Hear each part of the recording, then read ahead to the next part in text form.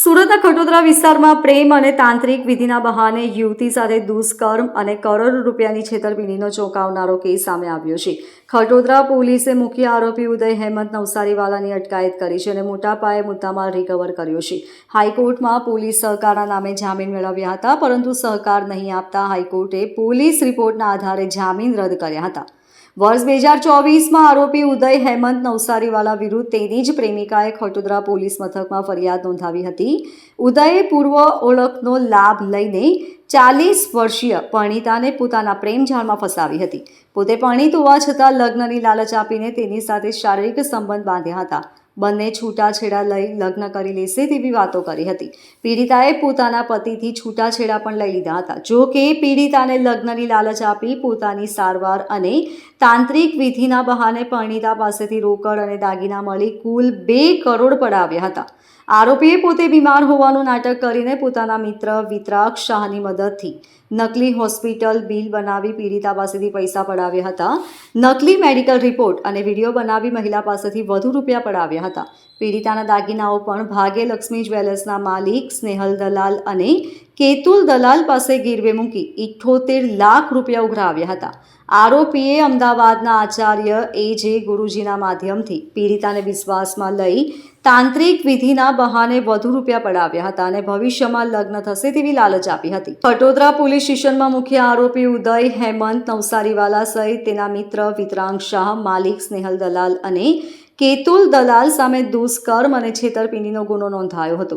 પોલીસે અત્યાર સુધીમાં આશરે 60% મુદ્દામાલ રિકવર કર્યો છે અને આગળની તપાસ શરૂ કરી છે. પોતાના ઘરની અંદર આઈસીયુ જેવું સેટઅપ કરીને પીડિતાની સાથે છેતરપિંડી કરી હતી. પીડિતા તેની ઉપર વિશ્વાસ કરતી હોવાથી આરોપી ઉદયે તેના મિત્રના માધ્યમથી પીડિતાને જણાવ્યું હતું કે તે ગંભીર રીતે બીમાર છે અને પૈસાની જરૂર છે. ઉદયે પીડિતાને જણાવ્યું હતું કે તે આઈસીયુમાં દાખલ છે અને સારવાર માટે પૈસા જોઈએ છે. પીડિતાને વારંવાર લગ્નની લાલચ આપીને છેતરપિંડી કરવામાં આવી હતી. એટલું જ નહીં, ઉદયે પીડિતાને જણાવ્યું હતું કે તે તેની પત્નીને છૂટાછેડા આપવા માંગે છે અને કોર્ટની નોટિસ પણ મોકલી છે. આ દરમિયાન તેણે પીડિતાને જણાવ્યું હતું કે તેની ઉપર કાળા જાદુ કરવામાં આવ્યા છે, જેથી તેને લગ્ન થવામાં અડચણ આવી રહી છે. આ કાળા જાદુને દૂર કરવા માટે તાંત્રિક વિધિ કરાવવી પડશે અને આ માટે પણ પીડિતા પાસેથી રૂપિયા પડાવ્યા હતા. ધરપકડથી બચવા માટે આરોપી હાઈકોર્ટ સુધી ગયો હતો અને જણાવ્યું હતું કે તે પોલીસ તપાસમાં સહકાર આપશે, પણ હકીકતમાં સહકાર આપતો ન હતો. પોલીસ દ્વારા હાઈકોર્ટમાં રિપોર્ટ કરવામાં આવતા તેના જામીન રદ કરવામાં આવ્યા હતા. બાદમાં તે પોતાના વકીલ સાથે પોલીસ સ્ટેશનમાં હાજર થયો હતો. આ સમગ્ર મામલે ડીસીપી વિજયસિંહ ગુર્જરે જણાવ્યું હતું કે આરોપી પીડિતાનો કોલેજનો ક્લાસમેટ હતો અને HP ગેસની એજન્સી ચલાવતો હતો. તેણે પહેલા પીડિતાની સાથે મિત્રતા કેળવી અને પછી તેને પ્રેમ જાળમાં ફસાવી તેના ડાયવોર્સ કરાવ્યા હતા. પછી ઉદયે તેની પત્નીને છૂટાછેડા આપી દેશે તેમ જણાવ્યું હતું, પરંતુ તેણે છૂટાછેડા આપ્યા નહોતા. ઉદય પીડિતાને ખોટી માહિતી આપીને મિસગાઈડ કરતો રહ્યો હતો કે તેણે કોર્ટમાં છૂટાછેડાની અરજી કરી છે અને ખોટી અરજીઓ પણ વોટ્સએપ દ્વારા મોકલતો રહ્યો હતો. પીડિતાની પાસે જે પણ મિલકત હતી, જેમ કે 1 કિલો સોનું, 20 કિલો ચાંદી અને ડાયમંડ જ્વેલરી પણ અલગ અલગ બહાના બતાવી તેના મિત્રોની મદદથી લઈ લીધા હતા. મુંબઈની હોસ્પિટલ બહાર જઈ તેના મિત્રે લાઈવ લોકેશન મોકલીને પીડિતાને બતાવ્યું હતું કે ઉદય હોસ્પિટલમાં દાખલ છે. ખોટા બિલ બતાવી પૈસા પડાવ્યા હતા. ફ્લેટના નામે પણ પૈસા ઉઘરાવ્યા હતા અને તાંત્રિક વિધિ તથા જ્યોતિષના નામે પણ પીડિતા પાસેથી રૂપિયા પડાવ્યા હતા. આ રીતે સમગ્ર કાવતરું રચી પીડિતાની સાથે મોટા પાયે છેતરપિંડી કરવામાં આવી હતી. खटोदरा पुलिस स्टेशन में 2024 में एक FIR दर्ज हुआ था, जिसमें भोग बननार है, वो एक शादीशुदा महिला थी. उसका एक स्कूल का क्लासमेट था जिसका नाम उदय हेमंत भाई हसमुखलाल नौसारीवाला. ये HP गैस की एजेंसी चलाता है. ये दोनों ही शादीशुदा थे. ये उदय ने भोग बननार को अपने प्रेम जाल में फंसाया और साथ में उससे मित्रता बढ़ाई, मित्रता को प्यार में बदला और भोग बननार का सबसे पहले डिवोर्स करवाया कि हम दोनों साथ में रहेंगे, मैं अपनी पत्नी को डिवोर्स दूंगा, तुम अपने पति को डिवोर्स दे दो. ऐसा करके भोग बननार का उसने तलाक करवाया. फिर अपनी पत्नी को उसने डिवोर्स देने से ना बोल दिया, लेकिन भोग बननार को वो मिसगाइड करता रहा कि मैं अपनी पत्नी के साथ मैंने डिवोर्स फाइल कर दिया है. डिवोर्स के नकली कागज़ भी उसने बार बार उसको व्हाट्सअप किए कि मैंने नोटिस दे दिया है, हमारा डिवोर्स का मैटर चल रहा है, इस तरह से.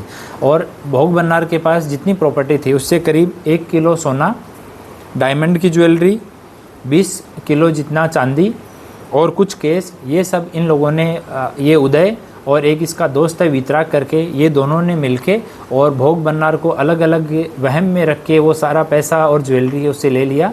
एक बार इन्होंने अपने घर पे आईसीयू जैसा सेटअप किया और उसका वीडियो और फोटो भोग बन्नार को भेजा। उसको बताया कि मैं आईसीयू में एडमिट हूँ, मेरे ब्रेन स्ट्रोक आ गया और मुझे पैसे की ज़रूरत है, और हर 3-4 दिन के बाद में वो पैसा एक्सटॉर्ट करते रहे।